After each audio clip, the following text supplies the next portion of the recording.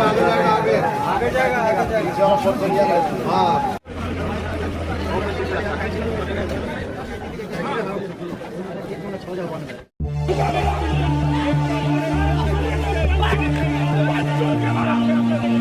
अभी अभी कोलकाता के डॉक्टर केस को लेकर एक सनसनीखेज खबर सामने आ रही है, जिसे सुनने के बाद आप चौंक जाएंगे।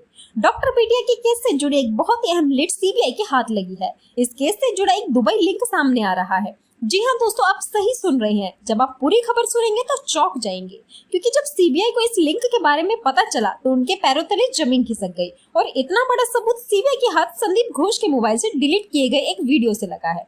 संदीप घोष ने सोचा कि अगर मैं अपने मोबाइल से ये वीडियो डिलीट कर दूंगा तो हमारे जो आका है उसके बारे में किसी को पता नहीं चलेगा, और हमारे आका जो इतने पावरफुल हैं कि वे हमें इस केस से हर हाल में बचा लेंगे। लेकिन दोस्तों, सीबीआई ने इस केस की मुख्य नस पकड़ ली है। अब असली राक्षस सीबीआई की चुंगल से नहीं बच पाएगा।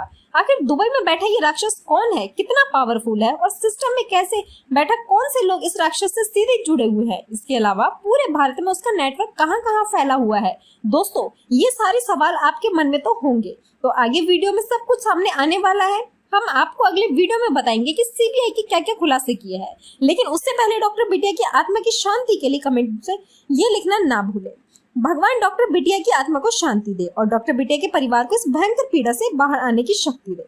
दोस्तों, डॉक्टर बिटिया का केस दिन ब दिन पेचीदा होता जा रहा है। हर दिन नए नए खुलासे हो रहे हैं और अब जो खबर सामने निकल कर आ रही है उसने पूरे भारत को हिला कर रख दिया है। पूरा भारत इस बात का इंतजार कर रहा है कि डॉक्टर बिटिया को जल्द से जल्द न्याय मिले।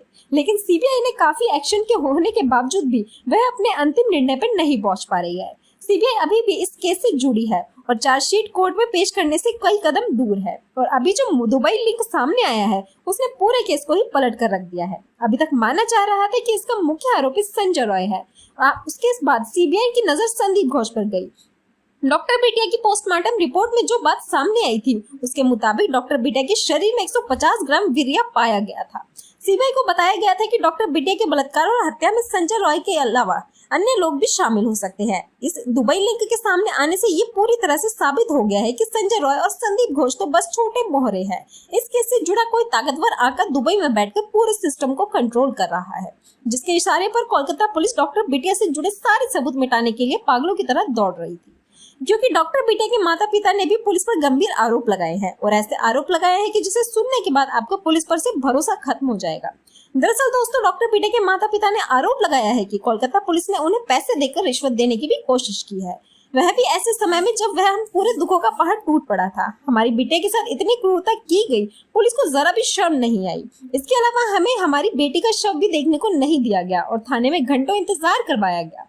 पोस्टमार्टम के बाद शव हमें सौंप दिया गया। पुलिस ने जल्दबाजी में उनकी बेटी के शव का अंतिम संस्कार कर मामले को दबाने की कोशिश की। वहीं डॉक्टर बिटिया के चाचा ने बताया कि उन्होंने हमसे एक सफेद कागज पर साइन करने को कहा, हमने कर दिया और कागज फाड़ दिया। तो दोस्तों, इससे ये साबित होता है कि इस मामले में कहीं ना कहीं पुलिस भी शामिल है। हो सकता है कि पुलिस को असली कातिल के बारे में पता हो, इसलिए सीबीआई को पुलिस का पॉलीग्राफ टेस्ट भी करना चाहिए और पुलिस से भी पूछताछ करनी चाहिए। तो दोस्तों, अब जानते हैं कि डॉक्टर बिटिया के मामले में दुबई लिंक क्या है।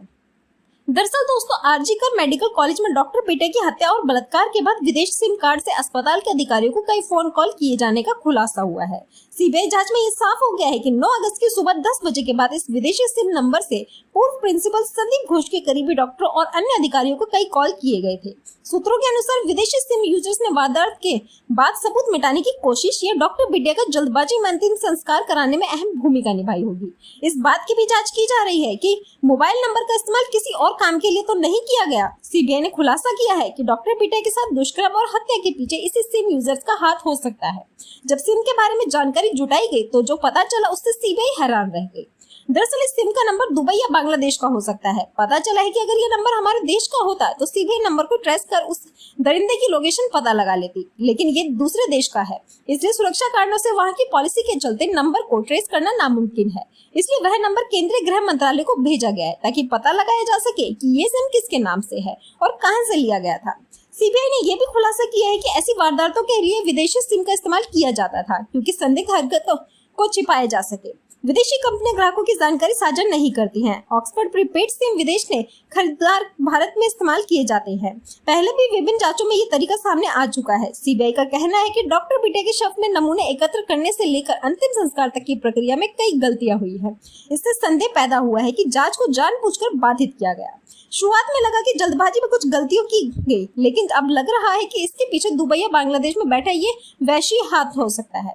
डॉक्टर बिटिया की हत्या में सिम का इस्तेमाल करने वाले व्यक्ति काफी प्रभावशाली व्यक्ति हो सकता है। इस मामले में सीधे तौर पर शामिल न होने के बावजूद इस घटना के पीछे किसी पुलिस अधिकारी की संलिप्तता भी हो सकती है। सीबीआई यह भी जांच कर रही है कि इस विदेशी सिम से कॉल करने वाला व्यक्ति कौन है और उसका मुख्य निशाना क्या था। सच्चाई सामने आने के लिए इस मामले की गहराई से जांच की जा रही है। कोलकाता के आरजीकर मेडिकल कॉलेज एवं अस्पताल में 9 अगस्त की सुबह विदेशी नंबरों से चुनिंदा अधिकारियों और डॉक्टरों को आईएफओ भेजे गए। बताया जा रहा है कि अस्पताल के पूर्व प्रिंसिपल संदीप घोष के करीबी अधिकारियों और डॉक्टरों ने विदेशी सिम का इस्तेमाल करके कॉल किया था। सूत्रों के मुताबिक कॉल संजय रॉय को की गई थी। सूत्रों के मुताबिक सीबीआई ने अस्पताल के उन अधिकारियों और डॉक्टर को कॉल हिस्ट्री चेक की है जो शव बरामद होने के बाद घटनास्थल पर मौजूद थे। वहीं कई वकीलों ने संजय रॉय के ईयरफोन को लेकर भी सवाल उठाए हैं। वकीलों का कहना है कि हाथापाई में ईयरफोन गद्दे के नीचे चला गया, लेकिन गद्दे की चादर पर कोई क्रीज के निशान नहीं दिखे। ऐसा कैसे हो रहा है? इससे ये साबित हो रहा है कि वकील संजय रॉय को बचाने की कोशिश कर रहे हैं। लेकिन दोस्तों, ये वकील चाहे जितना भी संजय रॉय को बचाने की कोशिश कर ले, ये दरिंदा फांसी के फंदे पर जरूर लटकेगा। साथ ही इस सिम का नंबर भी जल्द ही पता चलने वाला है। जैसे ही सीबीआई को उस दरिंदे के बारे में पता चलेगा, सीबीआई उन दरिंदों को भी पकड़ लेगी। उसके बाद ये पूरी तरह साफ हो जाएगा कि डॉक्टर बिटिया के बलात्कार और हत्या में कौन कौन दरिंदे शामिल थे।